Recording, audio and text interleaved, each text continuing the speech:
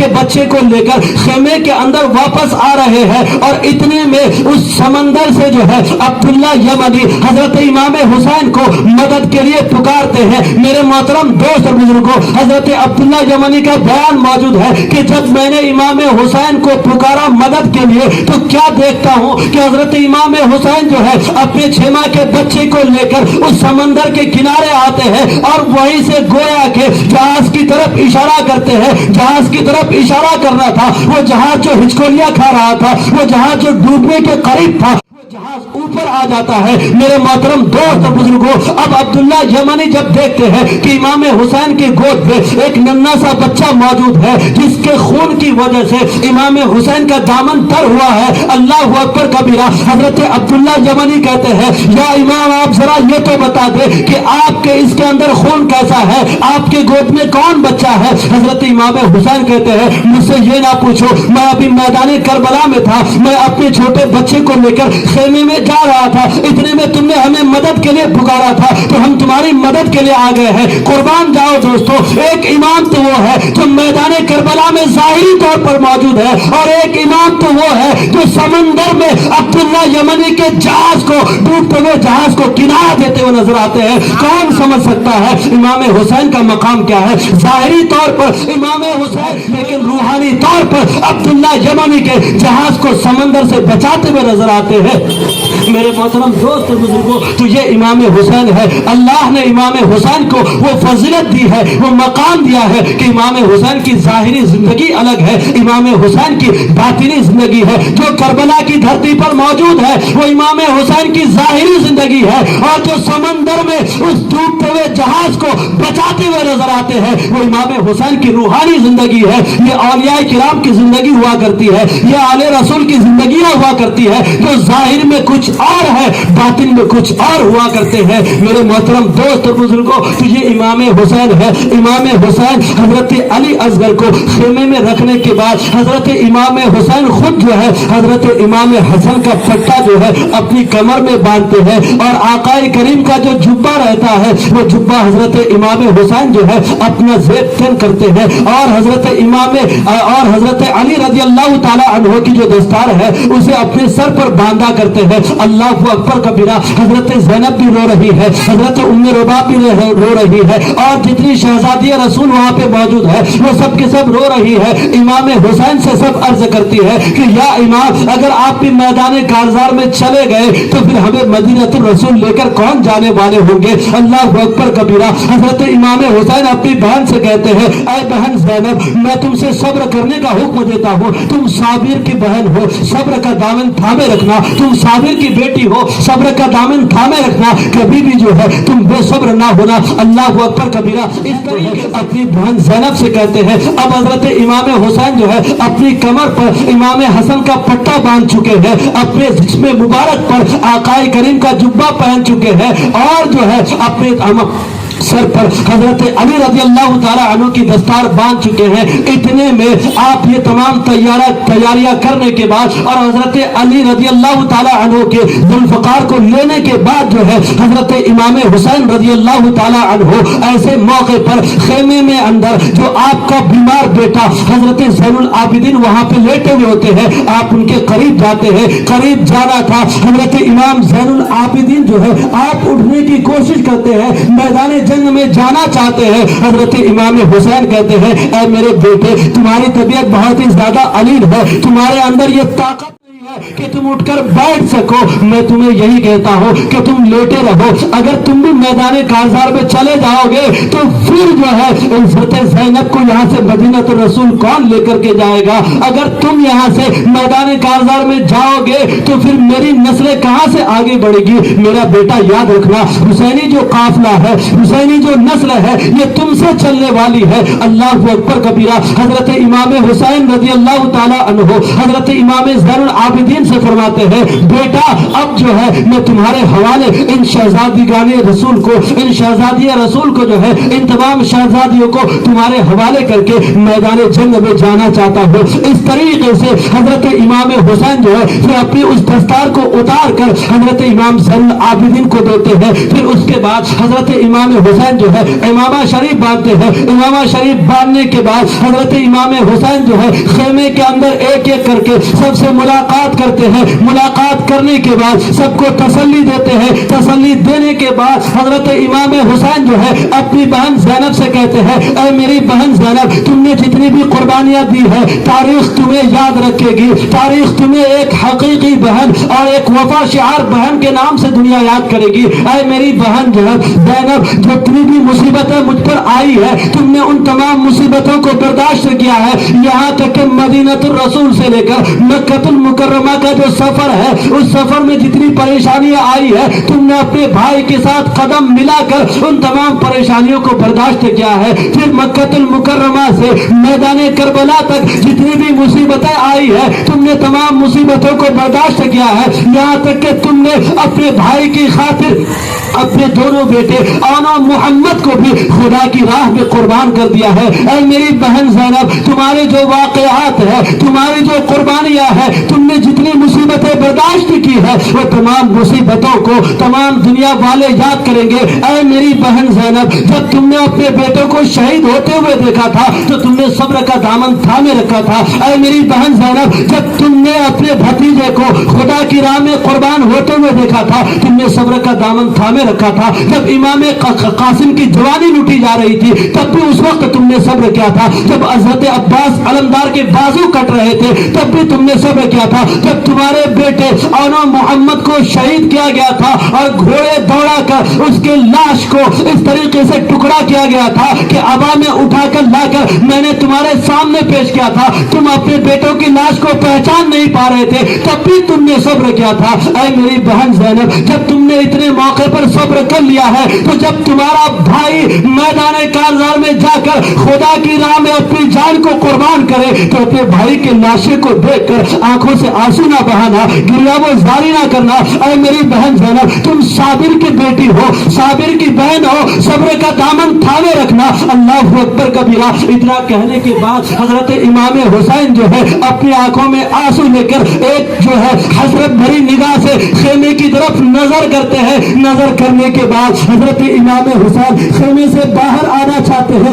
اتنے میں آپ کی پیاری بیٹی حضرت سکینہ رضی اللہ تعالی عنہا آپ کے پیر مبارک کو پکڑ لیتی ہے. پکڑنے کے بعد حضرت سکینہ کہتی ہے ابو جان آپ اس میدان میں جا رہے ہیں جہاں اس سے پہلے جتنے بھی لوگ گئے تھے ان میں سے کوئی بھی واپس نہیں آیا. میرا بھائی علی اکبر جب گیا تو وہ بھی زندہ لوٹ کر نہیں آیا. جب آپ میرے بھائی علی اصغر کو لے کر گئے تو وہ بھی واپس لوٹ کر نہیں آئے. میرا چچا عباس علمدار نے مجھ سے یہ کہا تھا کہ میری بھتیجی تم چپ رہو, میں تمہارے لیے پانی لے کر آتا ہوں, لیکن میرا بھائی میرے لیے, میرا چچا جو ہے میرے لیے پانی نہ لا سکے. ان ظالموں نے میرے چچا کے ہاتھوں کو, میرے چچا کے بازوؤں کو کاٹ دیا تھا. ابو جان اگر آپ چلے گئے تو میں آپ کے سینے مبارک پر سویا کرتی تھی, اب مجھے کون سینے پر سنانے والا ہوگا. اللہ اکبر کبیرہ. اس طریقے سے حضرت سکینہ رضی اللہ تعالی عنہا امام حسین رضی اللہ تعالی عنہ کے پیر مبارک کو پکڑنے کے بعد ایک ایک بات کو یاد کر کے امام حسین کو یاد دلاتے ہیں. اور وہ چھوٹی بچی ہے, وہ سمجھتی ہے کہ اگر میں ان باتوں کو کہوں تو ایسا ہو سکتا ہے کہ امام حسین کو مجھ پر رحم آ جائے اور امام حسین میدان کارزار میں نہ جائے. لیکن آپ کو پتا ہے وہ تو امام حسین تھے جو دین اسلام کی خاطر اس دنیا میں آئے تھے. امام حسین جو ہے اپنی بیٹی کو صبر کی تلقین کرتے ہیں اور حضرت زینب سے کہتے ہیں کہ اے میری بہن زینب, یہ میری پیاری بیٹی سکینہ ہے, ان کو آپ جتنی بھی مصیبتیں آ چکی ہے لیکن آج کے بعد جو ہے ان کو کبھی بھی مصیبتیں نہ دینا. اللہ اکبر کبیرہ. اس طریقے سے کہنے کے بعد حضرت امام حسین اپنی پیاری بیٹی حضرت سکینہ کو گلے سے لگاتے ہیں. گلے سے لگانے کے بعد پیشانی کو چومتے ہیں. حضرت زینب رضی اللہ تعالی عنہ کی طرف حسرت بھری نگاہ سے دیکھتے ہیں. نگاہ سے دیکھنے کے بعد حضرت امام حسین ذوالفقار حیدری کو لے کر آپ میدان کارزار میں آتے ہیں. میدان کارزار میں آنے کے بعد حضرت امام حسین رضی اللہ تعالیٰ عنہ تمام لوگوں کو اکٹھا کرتے ہیں، تمام لشکروں کو اکٹھا کرتے ہیں۔ اکٹھا کرنے کے بعد حضرت امام حسین خطبہ دیتے ہیں۔ میرے محترم دوست اور بزرگوں، آپ ذرا سوچیں اس وقت بھی امام حسین کا خطبہ کیا تھا، اس وقت بھی امام حسین نے اپنی زبان سے کن الفاظوں کو ادا کیا تھا۔ تاریخ کے اوراق جب آپ پلٹیں گے، جب آپ کتابوں کا مطالعہ کریں گے تو آپ کو پتا چلے گا کہ میدان کرب و بلا میں جب امام حسین رضی اللہ تعالیٰ عنہ کے بیٹوں کو شہید کر دیا گیا تھا، جب میدان کربلا میں امام قاسم کو شہید کر دیا گیا تھا، جب میدان کربلا میں علی اصغر کو شہید کیا تھا، اس کے باوجود جب امام حسین میدان کربلا میں پہنچتے ہیں تو آپ لڑنا شروع نہیں کرتے ہیں بلکہ تمام لشکروں کو اکٹھا کرتے ہیں۔ اکٹھا کرنے کے بعد حضرت امام حسین خطبہ دیتے ہیں۔ خطبے کا مضمون یہ رہتا ہے کہ ارے نادانو، تم تو کہتے یہ ہو کہ تم میرے نانا جان کا کلمہ پڑھنے والے ہو، تم تو اپنے آپ کو مسلمان کہا کرتے ہو، لیکن تم آپ میرے خون کے پیاسے ہو چکے ہو۔ تم اپنے آپ کو نمازی بھی کہتے ہو، تم نماز بھی پڑھا کرتے ہو، تم کلمہ بھی پڑھا کرتے ہو، تم میرے نانا جان کی دین پر اسلام بھی لے کر آئے ہو، لیکن اس کے باوجود تم جو ہے میرے خون کے پیاسے ہو چکے ہو۔ امام حسین کہتے ہیں تمہیں تو یہ بھی پتا ہوگا کہ ہم جو یہاں آئے تھے خود نہیں آئے تھے، تم لوگوں نے خط بھیجا تھا، اس خط کی بنا پر ہم یہاں پر آئے تھے۔ آج کیا ہو گیا ہے تمہیں؟ تم میرے خون کے پیاسے ہو چکے ہو۔ مجھے اس بات کا کوئی غم نہیں ہے کہ تم میرے سر کو تن سے جدا کر دو، مجھے اگر غم ہے تو اس بات کا غم ہے کہ جب تم میرے سر کو تن سے جدا کرو گے اور میرے نانا جان کے پاس جاؤ گے، اگر میرے نانا نے پوچھ لیا کہ کس جرم کی خاطر تم نے امام حسین کے سر کو تن سے جدا کیا تھا تو تمہارے پاس کیا جواب ہوگا؟ اللہ اکبر کبیرہ۔ تو میں تو اس لیے غمگین ہوں کہ اگر نانا جان نے پوچھ لیا تو کس منہ سے تم کیا جواب دیتے ہوئے نظر آؤ گے؟ اللہ اکبر کبیرہ۔ حضرت امام حسین کہتے ہیں تمہیں یہ بھی پتا ہے کہ میں آقا کریم کا نواسا ہوں، تمہیں یہ بھی پتا ہے کہ آقا کریم مجھے جو ہے اپنی پشت انور پر بٹھایا کرتے تھے، تمہیں یہ بھی پتا ہے کہ میں وہ نواسا ہوں جسے آقا کریم جو ہے اپنی گردنوں پر سوار کیا کرتے تھے، تمہیں یہ بھی پتا ہے کہ میں امام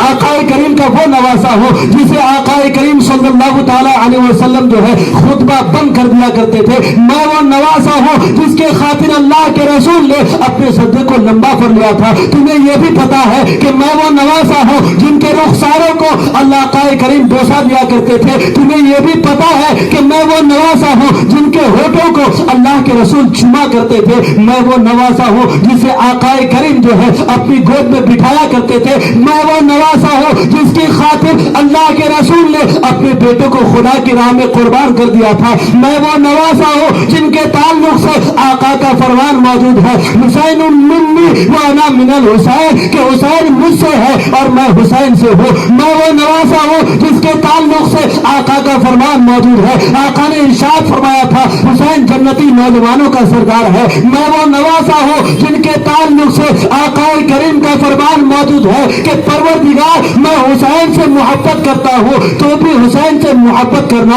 اور جو حسین سے محبت کرے تو اس سے بھی محبت کرنا۔ میرے محترم دوست بزرگوں، میں وہ نواسا ہوں جس کے تعلق سے آقا کریم نے جنت سے جوڑے منگوائے تھے، میں وہ نواسا ہوں جن کے تعلق سے حضرت فاطمہ رضی اللہ تعالی عنہا نے حضرت